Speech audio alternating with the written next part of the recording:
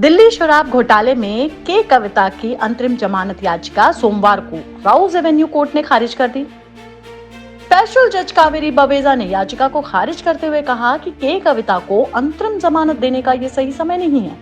क्यों उन्होंने ऐसा कहा और क्या कहा कोर्ट ने उनकी जो सुनवाई है उसके दौरान? कौन है के कविता, कब उनका नाम दिल्ली शराब घोटाले से जुड़ा और क्या थी के कविता और आम आदमी पार्टी के बीच की डील? इस वीडियो में इसी बात को आज समझने की कोशिश करेंगे, लेकिन उससे पहले अगर आप हमारे चैनल में नए हैं तो हमारे चैनल को सब्सक्राइब करना ना भूलें। तो के कविता, जो कि तेलंगाना के पूर्व मुख्यमंत्री केसीआर की बेटी हैं, दिल्ली शराब घोटाले में 23 मार्च तक की ईडी के हिरासत में थी, लेकिन फिर उन्हें 9 अप्रैल तक के लिए जुडिशरी कस्टडी में भेज दिया गया। तब से वो तिहाड़ में ही हैं। जब ईडी की टीम ने गुड़गांव के बिजनेसमैन अमित अरोड़ा को गिरफ्तार किया, तब उसने ही के कविता का नाम लिया था, जिसके बाद उन्हें उनके हैदराबाद वाले जो बंजारा जुबली हिल्स जो घर है वहां से 15 मार्च को गिरफ्तार कर लिया गया।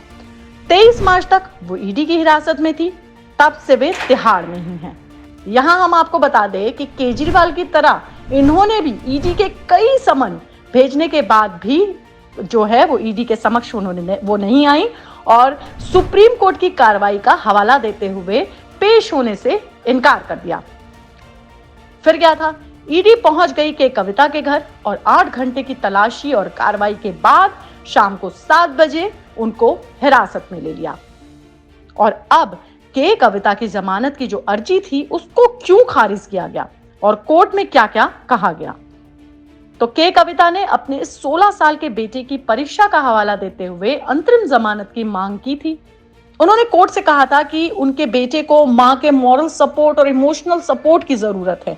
ईडी ने इस दलील का विरोध किया और कहा कि वो सबूतों के साथ छेड़छाड़ कर सकती हैं, जो कि के कविता ने पहले भी किया था, साथ ही गवाहों को प्रभावित कर सकती हैं। यहाँ पे जो के कविता के वकील थे, सीनियर एडवोकेट अभिषेक मनु सिंघवी, उन्होंने कहा कि कविता का जो पासपोर्ट है वो जमा है, उनके भागने का कोई खतरा है नहीं, उनका बच्चा जो है वो नाबालिग है जिसका इस महीने एग्जाम है, उसे उनके एग्जाम की फिक्र है। यहाँ सवाल ऐसे मौके पर भावनात्मक सपोर्ट का है। अभिषेक मनु सिंघवी ने यहाँ ये भी कहा कि भाई प्रधानमंत्री तो रेडियो में बड़े भाषण देते हैं कि एग्जाम की चिंता को कैसे निपटाया जाए, फिर वो कहते हैं कि पिता या परिवार का कोई भी सदस्य मां का विकल्प नहीं हो सकता है और पिता जो हैं वो के कविता की जो कानूनी लड़ाई है उसको संभाल रहे हैं, जो बच्चा है वो तेलंगाना में है।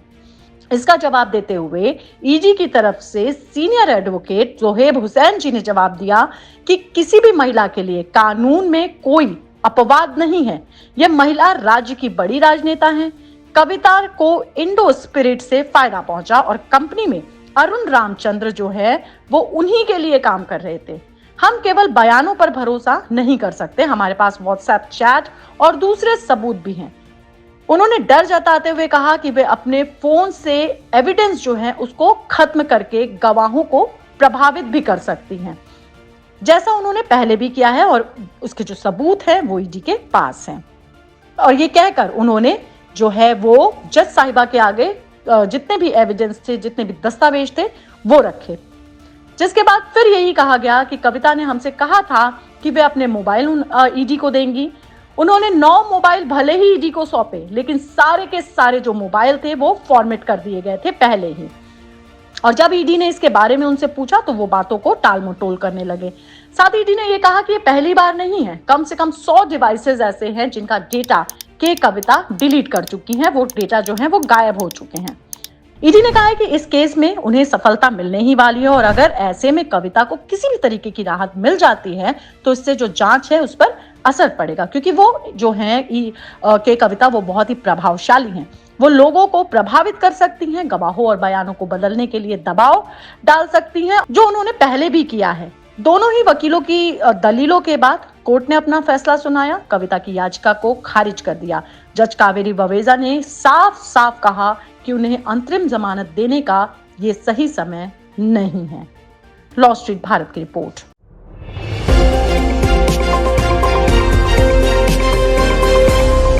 लॉ स्ट्रीट भारत, राष्ट्र के हित में।